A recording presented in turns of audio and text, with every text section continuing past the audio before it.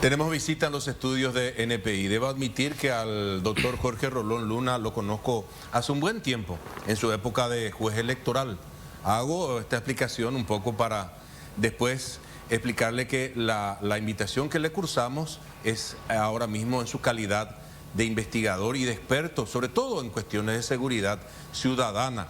Y queremos aprovechar también su candidatura a uno de los escaños del Congreso para plantear esto, porque la última vez que charlamos vía Zoom había dejado picando una cuestión que como nos quedamos constreñidos de tiempo, dijimos, había que traerlo en los estudios de NPI. Lo estamos viendo. Quiero decirle, antes de saludarlo, doctor, que el tema, para arrancar al menos, es eso, del financiamiento del crimen organizado a algunos candidatos. De que ponen intendentes en cuestiones de frontera, ya lo sabíamos. Ahora, que financien a diputados, senadores, siempre se sospechó. ¿Cómo comprobar? Es lo que de alguna manera queremos saber. Gracias por estar hoy en los estudios, doctor. Buenas tardes. Muy buenas tardes. El gusto es mío realmente. Muchas gracias por la invitación y es un placer también estar con la audiencia de ustedes. ¿Cuántos años tuviste como juez electoral? 6 años. 6 años. Sí. Sí, lo recuerdo allá cuando hacía... Hace un buen tiempo. No me delate tanto, por favor. No, al contrario, yo creo que me estoy delatando. Usted está todavía luciendo muy bien. A ver, doctor, hay forma... digo esto porque usted se está candidatando también para el Congreso y en el Congreso solemos ver movimientos corporativistas, ¿verdad? Yo no sé, hay forma de rastrearle a quién recibe plata para su candidatura y sobre todo conseguir las pruebas, porque ese es el problema. Las sospechas siempre hay, se filtran algunas cosas, se filtran otras, el relacionamiento de algunos, pero en Paraguay hasta ahora creo que no pudimos confirmar, salvo creo que el último caso de Osorio, que fue más que evidente y lo tuvieron que sacar y hoy día está en el Congreso. Más eso al menos yo no estoy recordando, doctor. La verdad es que esa es una pregunta difícil de responder en cierto sentido cuando uno intenta decir el cómo. Porque en primer lugar, si consideramos esta elección en particular, tenemos miles de candidaturas. Y la justicia electoral no tiene la capacidad humana ni tecnológica para realizar ese control minucioso de cada una de estas candidaturas y los gastos que realiza. Vamos a suponer que los miles de candidatos hoy están haciendo actividad proselitista que implica alguna erogación. ¿Cómo saber que están gastando dinero en algún asado, en alguna fiesta bailable? Perdón, doctor, sí. Pero eso quiere decir que nuestra ley de financiamiento político es débil, permeable, y en realidad no cumple el objetivo que está vigente. Fíjese, nosotros le invitábamos, usted es abogado, es docente, investigador, y esa cualidad suya de haber sido juez electoral también. La ley de financiamiento político es débil. ¿Qué le falta entonces? Yo no creo que sea un problema legislativo. Yo de hecho no soy un fetichista de la norma en el sentido de creer que alguna modificación legal va a solucionar un problema que la ciencia política lo tiene identificado como un problema ya desde los años 20 del siglo pasado, el rol del dinero en la política, que se ha venido acendrando, se ha venido agravando, si se quiere usar ese verbo en sentido negativo, desde la perspectiva de que cada vez cuesta más dinero hacer política. Y estoy hablando con algún tipo de autoridad al respecto, ni siquiera lo digo porque fui juez electoral, sino porque ahora estoy candidatándome y es imposible competir contra el dinero que tienen otros candidatos. Y por un lado tenemos el dinero declarado o los fondos declarados, los gastos declarados, pero hay una gran actividad proselitista y gastos de la política que pasan, por ejemplo, por cómo se puede registrar el hecho de que alguien arregle con un puntero que le promete 500 votos en un barrio determinado y ese servicio, ese producto a ser entregado en algún momento cuesta 15 millones de guaraníes, más gastos y viáticos. ¿Cómo se puede hacer? Habría que poner un policía detrás a cada candidato. Y esto ocurre en todos los países, no solamente en el nuestro.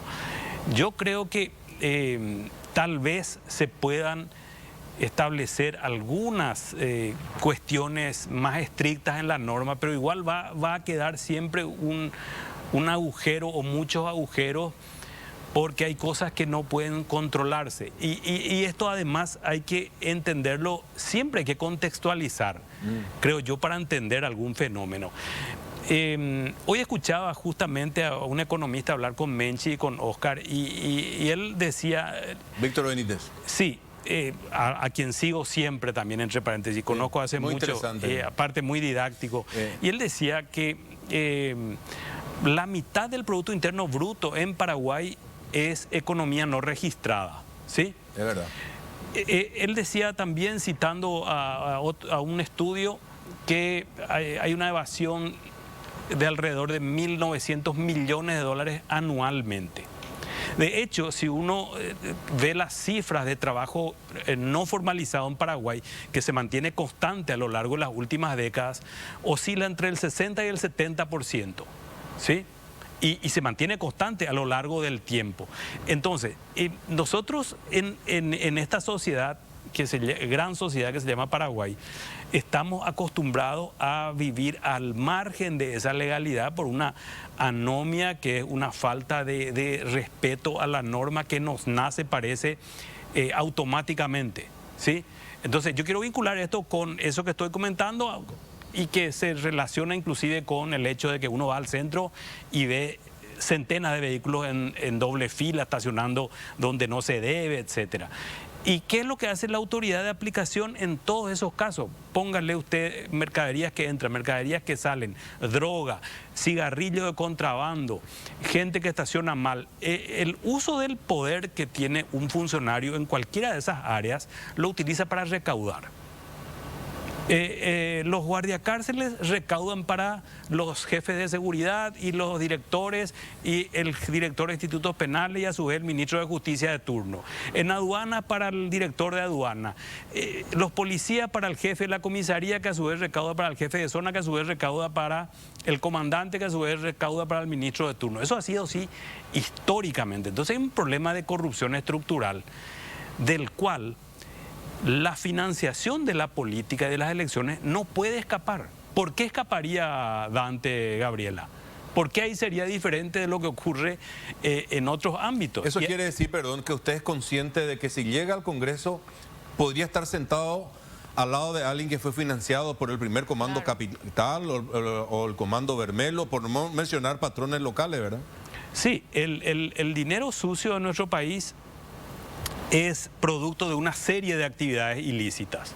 Sí, hoy estaban dando cifras realmente asustadoras de lo que representa el negocio del robo y la venta de celulares, por ejemplo, que a nosotros se nos ocurre algo bagatelario porque en principio lo es, pero un negocio que mueve muchísimo dinero. Una mafia enorme. El robo de vehículos, el robo de autopartes. Están robando, y yo tengo como compañero de lista al presidente de la Asociación de Trabajadores de Delivery, Federico Ferreira, y él está en estos días ocupadísimo tratando de ver qué puede hacer por sus compañeros, a quienes les roban entre 4 a 10 motos por día. Y eso va a parar a un mundo que procesa esas mercaderías producto de robo, de asalto, de reducciones, y ni hablar de cuestiones mayores como el tráfico de drogas, que mueve muchísimo dinero. Doctor, hace tambalear todo. En el mundo es un problema el tráfico de drogas por la cantidad de dinero que mueve. ¿Sí? Hay 4 momentos que se identifican con relativa facilidad de esa actividad, ¿sí? La producción, el procesamiento, el almacenamiento, el tránsito, el tráfico propiamente dicho, la venta al menudeo, el narcomenudeo, y el lavado de activos. En esos 4 momentos, esta actividad deja muchos rastros, deja muchas huellas, ¿sí? ¿Y qué significa eso? Que el Estado puede ver con cierta facilidad. A diferencia de que cuando se asalta un banco, el asaltante va y se esconde. El narcotraficante tiene que salir a vender su mercadería, tiene que vender su producto. Entonces, eso requiere necesariamente aquí y en todo el mundo de algún tipo de complicidad o asociación estatal. Entonces no suele ser, como se suele decir, y mal creo yo, un problema de un Estado débil para combatir el narcotráfico. Es un Estado asociado al tráfico de drogas. Y ahí entra la política, ¿sí? No es una cuestión en la que se lanzan, digamos, en solitario oficiales y suboficiales de policía, militares, jefes aduaneros y funcionarios de diversas áreas del Estado. Tienen la bendición de aquellos que son financiados por estos grandes jefes del narcotráfico. Y en algunos casos, y este es un tema que no está, creo yo, ni siquiera diría suficientemente estudiado, no está estudiado en nuestro país. ¿En qué porcentaje la política está capturada, o sea, es prisionera del narcotráfico? ¿En qué porcentaje y en qué instituciones está asociada al tráfico de drogas? ¿Y en qué porcentaje, en qué instituciones los propios narcotraficantes manejan la institución? Porque se postulan a cargo, es lo que me estaba diciendo Dante. Se postulan y no simplemente ya mandan ahí a enviados o a representantes, sino son ellos mismos. Y a lo largo de la historia reciente de nuestro país, hemos tenido centenas en diversos ámbitos de lo público. Si consideramos, como decías, que algo sobre lo cual no hay mucha duda, ¿no? Cómo están capturados u ocupados por este negocio los gobiernos locales y departamentales de zona de frontera. Pero podemos hablar de decenas si nos referimos, por ejemplo, al legislativo o al Ministerio Público o a los juzgados y tribunales de nuestro país. Entonces, los ejemplos sobran, porque el tráfico de drogas a escala internacional empieza en nuestro país de la mano de agentes estatales, no de emprendedores del sector privado únicamente. Se asocian nada más y nada menos con el general Andrés Rodríguez para traficar droga, y a su vez él con sus subalternos, y a su vez estos subalternos con los caciques políticos. El gran tráfico de drogas que hizo que Paraguay ocupe el lugar que hoy tiene en el tráfico internacional de marihuana, ¿sí? Como tercero, algunos dicen cuarto, otros dicen tercer productor mundial. Es probable que sea tercero por lo que está pasando en México. La marihuana mexicana, México un gran productor, se está volviendo muy cara porque ya se está produciendo marihuana en Estados Unidos. Entonces la demanda de marihuana en Estados Unidos está satisfecha por productores locales. Eso hizo que baje la producción mexicana y suba la paraguaya, escalando aún más. Esto nos colocaría en el primer lugar en América Latina, el tercero en el mundo. El primero en Sudamérica, sin duda alguna, también. ¿Quiénes iniciaron ese negocio? El clan Morel, vinculado a la seccional colorada de Capitán Vado y a la intendencia de Capitán Vado. Políticos asociados con jefes militares, asociados a su vez con grandes capos como Fat Yamil, con quien han hecho negocio. Robert Acevedo, finado, Horacio Cartes, que es propietario hoy día de una estancia que fue de Fat Yamil y que él admite haberla comprado y que terminó en sus manos como parte de pago de un préstamo que él le había hecho a Fat Yamil. En algún momento, único capo y rey de la frontera. Y los ejemplos como estos, si vamos a hablar de anécdotas, tenemos horas para hablar de nombres, situaciones, ejemplos. Doctor, un ratito, Gabriela te va a preguntar algo, después yo sigo, porque tengo algo que... Claro. quiero. Sí, no, quería consultarle nada más, doctor, con respecto a lo que nos estaba mencionando recién con la cuestión de la corrupción, ¿no? ¿Dónde el hilo de la corrupción, que parece estar tan instalado ya en todos los estratos de nuestra sociedad prácticamente, llega al punto de esa asociación que termina siendo hasta financiadora a las facciones criminales de nuestra política, donde esa simple corrupción de permitir. Yo te permito que vos te muevas, yo te permito que vos, no sé, exportes, pero cuando se terminan aliando a tal punto de que se puede llegar a financiar políticamente una campaña, por ejemplo, desde el ámbito criminal. Bueno, en primer lugar, es importante señalar que la política y el dinero tienen una relación muy estrecha. Sí, yo mencionaba ya algunos autores que en los años 20 en Estados Unidos, ya del siglo pasado, señalaban ese gran problema del costo de la política. Esa relación estrecha se da a través de campañas que son cada vez más caras y que necesitan de grandes sumas de dinero para poder ser llevadas adelante. Y ahí tenemos dinero legal del mundo de los negocios formales, porque en gran medida es muy excepcional que existan políticos como Bernie Sanders en Estados Unidos, que se financia con donaciones pequeñas, ¿sí? Y no recibe donaciones corporativas. Entonces él le dice a la gente, desde $1 yo recibo, y opta por no recibir donaciones corporativas. Entonces el gran dinero es necesario para las campañas que hoy día se hacen. Y ahí depende de la ética del candidato decir no o sí, porque se ofrece el dinero. Porque estos señores que se dedican a negocios ilícitos quieren tener gente a quien recurrir en su momento. Porque lo que hace el agente estatal, y eso está estudiado en otras sociedades también, donde se dan fenómenos parecidos, es una promesa de impunidad, ¿sí? Que es el servicio que ofrece. Yo te doy impunidad, vos realizás tu negocio ilícito y vos me das a cambio, ¿sí?, parte de tus ganancias. Y como las ganancias son exorbitantes, el dinero para sobornar sobra. Entonces, lo que ocurre y lo que ha ocurrido en los países que tienen problemas con el narcotráfico, en América Latina especialmente, es que no depende de si tiene pocos o muchos policías, ¿sí?, como se suele decir también, o muchos o pocos escáneres, o muchos o pocos helicópteros. ¿Cuán corrompibles son sus agentes? Y ese es el grave problema que tenemos en nuestro país.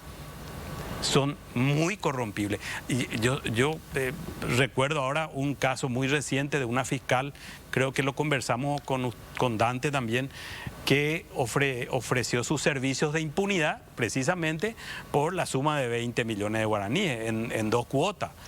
Y para un caso que no era de narcotráfico. Esos 20 millones no son absolutamente nada para un narcotraficante, ¿sí? Entonces, si un ciudadano común metido en un problema, a lo mejor de violencia familiar o de estafa, puede sobornar a un fiscal con demasiada facilidad, ¿qué serán los narcotraficantes? Que suman a su posibilidad de corromper la amenaza a la integridad física, porque también le pueden amenazar de muerte. Y sabemos que el Estado paraguayo es incapaz de proteger a sus agentes, a sus fiscales, a sus jueces, a sus policías. ¿Cómo se los combate, doctor? ¿Qué tenemos que hacer? Ya me dijiste que legislativamente medio no te gusta mucho a vos, porque digo, a esta gente, porque solemos ver, doctor, en el Congreso, por ejemplo, por recordar nomás, ¿verdad?, viene propuesta legislativa para que la Fuerza Aérea pueda derribar aviones que se niegan, obviamente, que ingresan al cielo paraguayo sin normas, sin planteamiento, y eso rebota, pero todo el tiempo así cuando se quiere también grabar, por ejemplo, la exportación de grano. ¿Cómo se les combate? Porque las fuerzas públicas están totalmente infiltradas. ¿Qué es lo que podemos hacer para, no te digo acabar con esto, pero por lo menos trancarlo un poquitito? Porque esa gente están avanzando, ahora se están matando acá en la Asunción mismo. Bueno, quiero volver un poco atrás porque me hicieron una pregunta que finalmente tiene una mínima respuesta por lo menos. La ley de financiación de partidos políticos se vincula al método de elección que hoy tenemos, que es el de las listas desbloqueadas y el voto preferente, ¿sí? Pero se vincula mal. El desbloqueo y el voto preferente obligan a un candidato a competir contra sus compañeros de lista, ¿sí? Sí. ¿Y qué pasa? La ley no le permite al candidato recaudar solo, por sí mismo. A mí me gustaría recaudar de a 1.000 guaraníes, de a 10.000 guaraníes, que la gente me done desde 10.000 guaraníes, pero no lo puedo hacer porque la ley me lo prohíbe. Ese es un tema que se puede resolver. Y ahí es que empujan a la mayoría de los candidatos, ya depende de la cuestión ética ahí, a fondearse, ¿sí?, de manera ilegal. Porque la recaudación se puede hacer a través de la lista.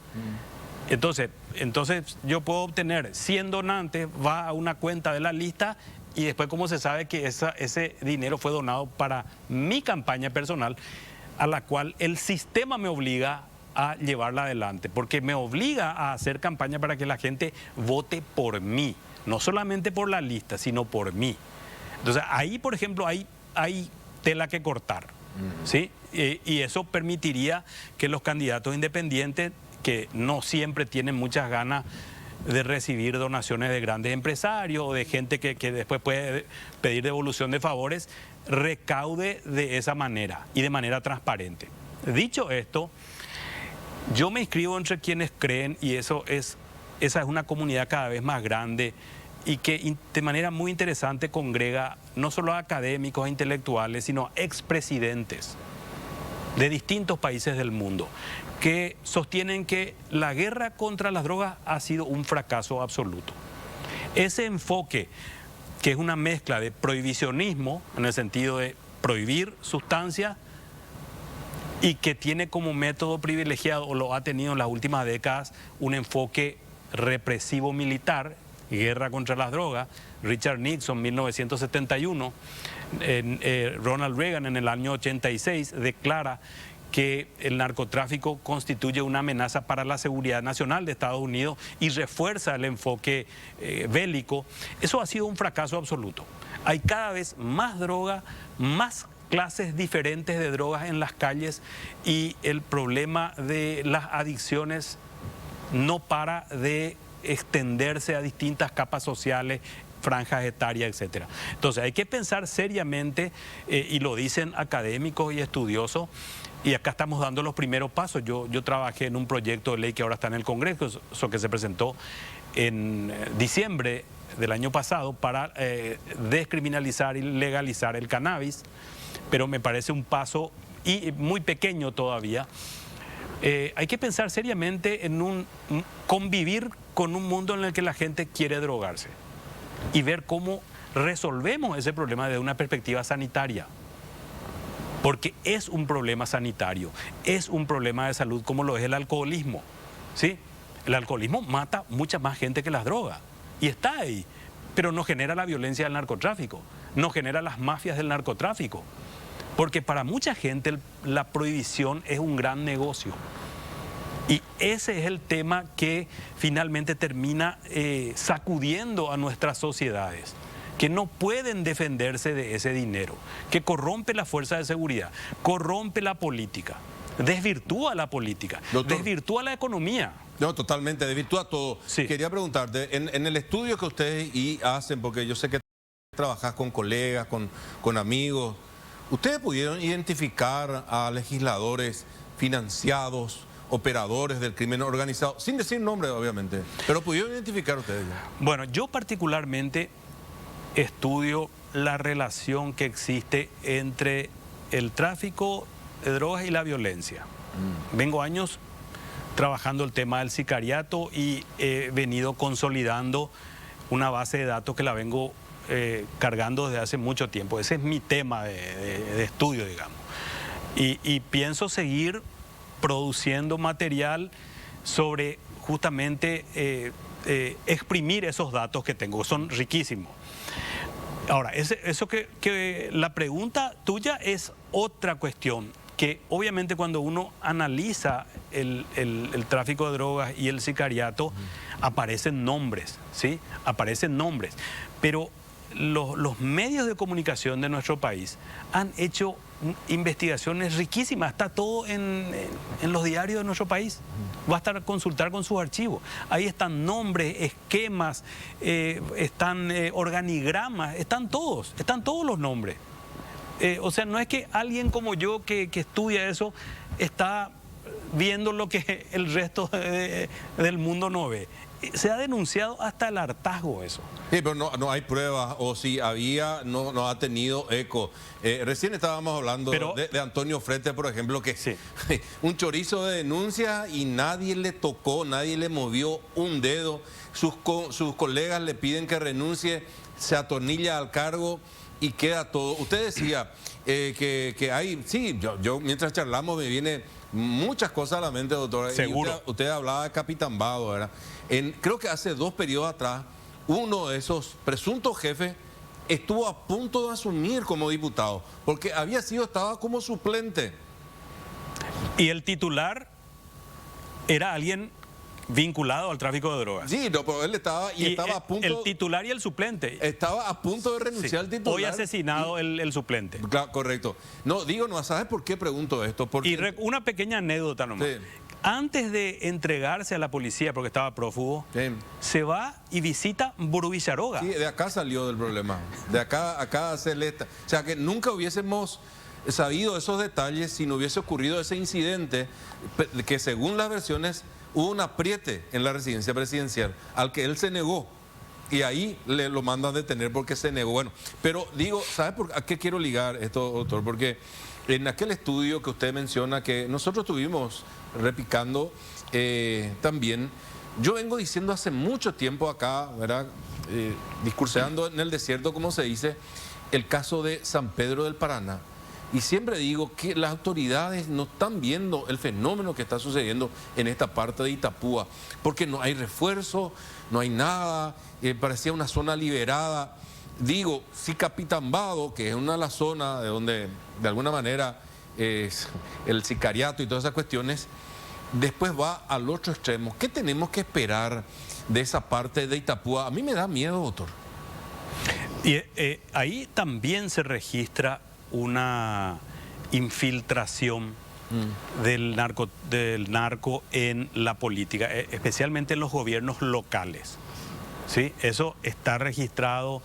Hay casos en donde es claro que jefes comunales se dedican al tráfico de drogas y eso está vinculado con una ruta que no es tan conocida como la de la frontera con el Brasil. Por esa ruta